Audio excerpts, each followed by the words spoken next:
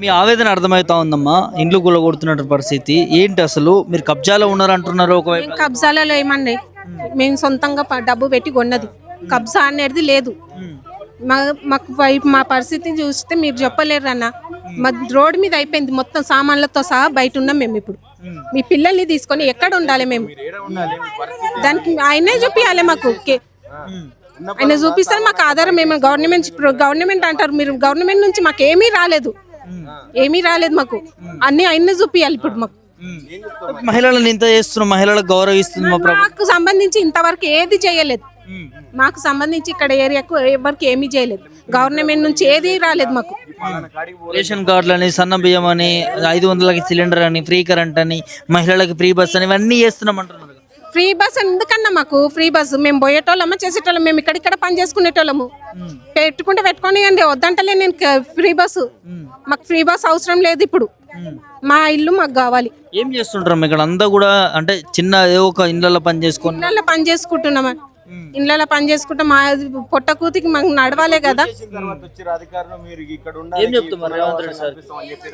రేవంత్ సార్కి మేము చెప్పేది ఒక్కటే, మా ఇల్లు మాకు కావాలి. మా పరిస్థితిని వచ్చి చూడమనండి సార్ని. సో వచ్చి చూసి రోడ్డు మీద ఉన్నాం మేము ఇప్పుడు పూర్తిగా. మాకు పశువులు ఉన్నాయి, ఆ పశువులను ఎక్కడ కట్టేయమంటారు? అది కూడా మాకు చూపియాలి. దానికి దారి చూపియాలి, మాకు కూడా దారి చూపియాలి. మీకు ఎలాంటి ఇన్ఫర్మేషన్ ఇవ్వలేదు? అస్సలు ఏ ఇన్ఫర్మేషన్ లేదు, నోటీస్ లేదు, ఏది లేదు. వచ్చి కూల్చేయడమే. ఇప్పుడు రోడ్డు మీద పెట్టుకున్నాం పశువులను తీసి, ఎక్కడ పెట్టుకోవాలి ఇప్పుడు? ఇప్పుడు వచ్చి రేవంత్ రెడ్డి మాట్లాడతారో, మరి ప్రభుత్వం వచ్చి మాట్లాడుతుందో, ఏది ఎవరు మాట్లాడతారో మాట్లాడండి. ఎంత నష్టం జరిగింది అక్క దీనివల్ల మీకు? మాకు చాలా నష్టం జరిగిందన్న. ఇంత నష్టం అని మేము చెప్పలేము. మేము రూపాయి దాచి పెట్టుకొని కట్టుకునేది. మాకు చాలా నష్టం జరిగింది. ప్రభుత్వం అంటున్నారు, ఇక్కడ ఇల్లు కూలగొడుతున్నారు రేవంత్ రెడ్డి సార్. కూలగొడుతారు సార్. అసలు ఇప్పుడు మా బలరు ఉన్నాయి, మాకు మేము యాదవులం. బలరు తీసేసిర్రు, ఇప్పుడు మొత్తం గుల్లగొట్టిర్రు. మరి మాకు పరిస్థితి ఏంది? మా ఏడ కట్టేసుకోవాలి మేము. ఏడ కట్టేసి జాగలేదు. అంటే ఐటది వచ్చింది మాకు, పైకి వెళ్ళి వచ్చింది ఆర్డర్ అని చెప్తున్నారు. మరి మాకు గరీబ్ వాళ్ళకి అన్యాయం చేస్తారా? మరి ఏమంటున్నా, ఆయన కేసీఆర్ ఉన్నప్పుడు మాకు ఏది అంత మంచిగా ఉంది ఇప్పటి వరకు. మరి ఇప్పుడు రేవంత్ రెడ్డి వచ్చినాక మరి టూ మంచి చేస్తున్నారు. మరి ఏం మీటింగ్ చేస్తున్నారు? గెలిచిన సేపు వేయాలన్నట్టు ఎలా ఇంటింటికి అప్పుడు తిరిగిరు, వేయించుకున్నారు. అప్పుడు వాళ్ళ గర్జు కాబట్టి తిరిగిరు. ఇప్పుడు మా గర్జు మమ్మల్ని మొత్తం భూమట్టం చేస్తున్నారు మమ్మల్ని. మా పరిస్థితి ఏంది మరి? ఇప్పుడు మా జాగా మాకు కావాలి. మేము రోడ్ల మీద అయినాం, నిన్న తిండి లేదు, నీళ్ళు లేవు మాకు. ఏడుపు టెన్షన్ అయిపోతుంది. భార్యలు కూడా అడ్డం పడుతున్నారు. మరి ఏంది మా పరిస్థితి ఇప్పుడు? చిన్న పిల్లలు వేసుకొని ఉన్నాం మేము. రోడ్డు గిన్నెలు బోసాలు అన్ని పెట్టుకున్నాం. బలరని కూడా ఇప్పేసి అక్కడిక్కడ వెళ్ళగొట్టిరు. ఏమైనా పెట్టుకొని మూట కట్టుకొని పక్కకు పెట్టుకొని ఉన్నా నడుస్తుంది. ఈ పశువులను ఎక్కడ వెళ్ళగొడతాం చెప్పు? మా ఉన్నదే బతుకు మాకు ఇంకా ఆధారం మాకు ఏమీ లేదు. మాకు అదనం చేసి మేము సంపాదించుకోలేదు. ఒక అన్యాయం చేసుకొని గుంజుకొని మేము కట్టుకోలేదు. మేము కష్టపడి రూపాయి కూడా చేసి మేము జాగా తీసుకొని కట్టుకున్నాం. నా పిల్లలు ఇద్దరు, నా కొడుకులు. ఇప్పుడు వాళ్ళ బతుక చిన్న పిల్లలు వాళ్ళకు ఉన్నారు. ఇప్పుడు వాళ్ళ ఆగం బతుకు చేసిండు వాళ్ళు.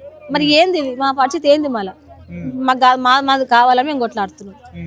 అధికారులు ఏమైనా వచ్చి మిమ్మల్ని కనీసం ఇల్లు కూలగొట్టిన తర్వాత మీకు చెప్పలేదు, ఏమనలేదు సార్. ఏది అంటలేరు, ఏదంటారు? వస్తున్నారు, దబదబ చేస్తున్నారు, పోతున్నారు. మరి ఏంది ఇది? అన్యాయం మొత్తం దారుణం చేసేస్తున్నారు మమ్మల్ని. అన్యాయం చేసేది నిన్నటి వరకు. నిన్న నుంచి మొత్తం మాకు నీళ్ళు లేవు, తిండి లేదు, తిక్కన లేదు. మేము రోడ్ల మీద ఉంటున్నాం. ఇప్పుడు మనం బాధ ఎవరు చూస్తున్నారు? మరి వాళ్ళకి మంచిగా అనిపిస్తుందా? మళ్ళీ వాళ్ళ న్యాయమైనా వాళ్ళకు? మరి ఎట్లా చేస్తారో చేయండి. మరి మీ ఏడుపు ప్రభుత్వానికి వినిపించట్లేదా? ఎందుకు వినిపిస్తారు? అందరికి వినిపిస్తున్నది. మరి ఎందుకు స్పందిస్తలేరు? స్పందిస్తే గిట్లెందుకు అవుతుంది సార్? మీరు స్పందించేటట్టు చేయాలి. మీరు చేయాలి, చెయ్యాలి, మీరు చెయ్యాలి. మాకు కావాలి. మాది ఎంత ఉందో మాకు ఎక్కువ మేము కొట్లాడతలేము. మాది ఎంత ఉందో మాకు కావాలి. రేవంత్ రెడ్డి అంటాడు ముఖ్యమంత్రి గారు, ఇవాళ మేము భూములన్నీ కాపాడుతున్నాం, ప్రభుత్వ భూముల్ని కబ్జా చేసుకున్నారు, కబ్జాదారులందరినీ కూడా డిమాలిష్ చేస్తున్నాం, కూల్ చేస్తున్నాం, చెరువులను కాపాడుతున్నాం అంటున్నారు. ఏం చేస్తున్నారు వాళ్ళు? చేసేలా చేస్తారు, గరీబ్ వాళ్ళకి చేస్తారు కదా సార్ వాళ్ళు. ఇప్పుడు ఇంత మంది ఉన్నారు చూసుకో. మళ్ళీ ఎంత మంది ఆ రోడ్ల మీద కనబడతలేరు, పబ్లిక్ కనబడతలేదు. ఇప్పుడు వీడియోలో చూస్తలేరు వాళ్ళు. ఏంది మాకు అన్నయ్య మరీ టూ మచ్ చేసారు సార్. మాకు చెప్పకుండా చేయకుంటే ఇంత అర్ధకాలం అయితే ఏడ రావద్దు, ఏడ చేయొద్దు కూడా. ఇట్లాంటి వాళ్ళు రావద్దు కూడా. మళ్ళీ చెప్తున్నా నేను, రావద్దు. మళ్ళీ ఇంకోసారి కూడా రాడు రేవంత్ రెడ్డి కూడా. ఇట్లా మమ్మల్ని అన్యాయం చేసిందంటే ఇంకోసారి కూడా రాడు. 10-15 సంవత్సరాలు ఆయన ముఖ్యమంత్రిగా ఉంటాడు అంటున్నాడు. మరి ఇట్లా చేస్తే ఎవరు కూడా ఓటు కూడా వేయరు. వెయ్యరు, ఎవ్వరు వేయరు. ఏంటి మరి పరిస్థితులు? ఓ నాయనా కరెంట్ బిల్లు ఉన్నది, ఇల్లు ట్యాక్స్ ఉన్నది, నల్లా బిల్లు ఉన్నది, మేము అన్ని కడుతున్నాం. బేజాబ్తా పేపర్లు ఉన్నాయి, మేము కొన్నవి ఉన్నాయి. మా పిల్లలతో సహా మేము కొని 20 సంవత్సరాలు అవుతుంది. మా దగ్గర అన్ని పురుపులు ఉన్నాయి. మేము పోయి గవర్నమెంట్ కు చూపి అంటే చూపిస్తాం. మేము పుణ్యానికి కట్టుకోలేదు, పుణ్యానికి లేవు మేము. మాకు అమ్మింది లావన్న మేడం అమ్మింది. వాళ్ళ అమ్మది పేపర్ పెద్దగా ఉన్నది, అది ఇత్తడిది ఉన్నది, తాంబెక్కాకది, అది రాగిది ఉన్నది. ఆమె వచ్చి 12 గంటల దాకా ఇక్కడ కూర్చొని పోయింది. ఆమె ఇప్పుడు వెళ్ళిపోయింది, నాష్టా చేసేస్తాని పోయింది.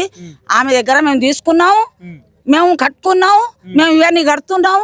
ఆ గవర్నమెంట్ భూమి అయితే ఆయన పేపర్ ఎందుకు చేసిండు మాకు? మేము ఎట్లాగా అన్ని కట్టి అన్ని బేజాపుతా ఉన్నాయి మా దగ్గర. మేము గుడిసెలు వేసుకోలేదు. మేము ఎక్కడికంటే ఎక్కడికి వస్తాం సార్. మేము ఎత్తే ప్రభుత్వం వచ్చింది. మేము ఎక్కడికంటే అక్కడికి వస్తాం. మా దగ్గర బేజాప్తా పేపర్లు ఉన్నాయి, అన్ని ఉన్నాయి. అన్ని పేపర్లు పెట్టుకొని ఎక్కడికైనా వస్తాం. మేము ఈయనే ఉంటాం, ఈ నుంచి కదలాం. మేము 100 గజాల లోపే మీరు అందరు కూడా కొనుక్కోవడం జరిగింది. మరి ఎందుకు ఉటావుటిగా వచ్చి హైడ్రా అధికారులు ఎందుకు కూల్చోవాల్సి వస్తుంది? ఏమో ఇక వాళ్ళకెరక, హైడ్రా వాళ్ళకెరక, మాకు తెలియదు.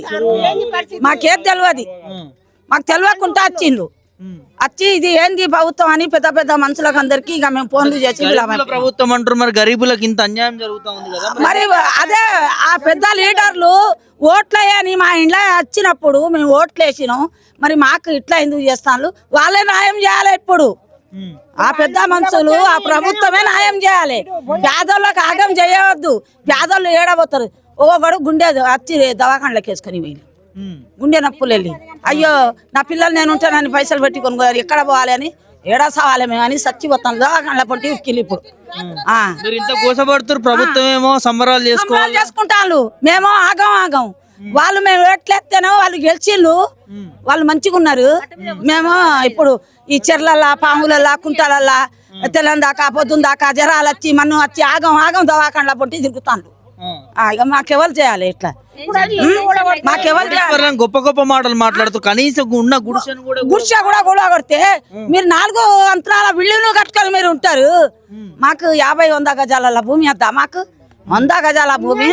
పాపం ఆ మేడం గరీబ్ వాళ్ళని మాకు పైసలు తీసుకొని మాకు భూమి ఇచ్చి పేపర్లు చెప్పించింది, అన్ని చెప్పించి అన్ని తెచ్చింది. ఆమె దగ్గర ఇంత పేపర్ ఉన్నది, ఇత్తడి పేపర్, అది రాగిది. కొనుక్కున్నారు. ఈ భూమి మీదే అంటున్నారు. మాదే భూమి, మాదే. ఆమె తలం ఎక్కడ దాకా ఉన్నదో అక్కడ దాకా అమ్ముకున్నది ఆమె. లేవన్నా మేడం అమ్మింది. రాత్రి కూడా వచ్చింది, పొద్దున కూడా వచ్చింది. కొలుచుకొని వాళ్ళు కొలుచుకొని మేడంతో మాట్లాడుకొని, మాకు అవసరం లేదు. మాది కూలా కొట్టవద్దు.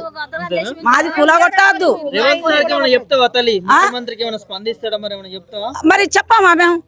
సారు మీరు గెలిచిళ్ళు, హుకుమత్ మీది ఉన్నది. ఇప్పుడు మీరు మాకు చంపుతారా, సాధిస్తారా? మాకు న్యాయం